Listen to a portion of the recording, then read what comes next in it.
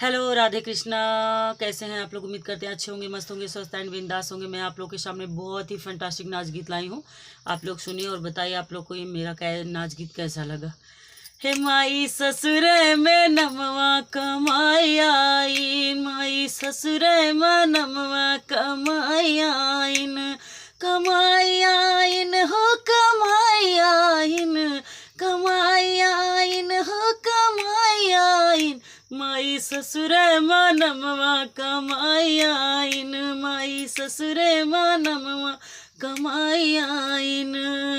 हमारे ससुर जी के 5 बेटौना, 5 बेटौना हो 5 बेटौना।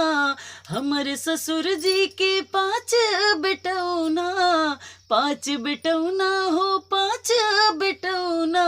पाँचों माँ झगड़ा लगाई आइन, मैया ससुरे मनमवा कमाई आइन, मैया ससुरे मनमवा कमाई आइन, कमाई आइन हो कमाई आइन, मैया ससुरे मनमवा कमाई आइन। हमारे ससुर जी के 5 पतोहिया, हमारे ससुर जी के 5 पतोहिया, 5 पतोहिया हो 5 पतोहिया।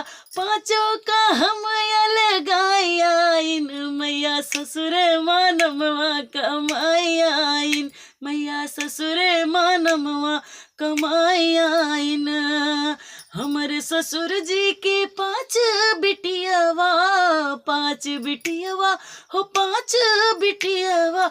पाँचों का ससुर भेजवाई आइन, मैया ससुर मनमवा कमाई आइन, मैया ससुर मनमवा कमाई आइन।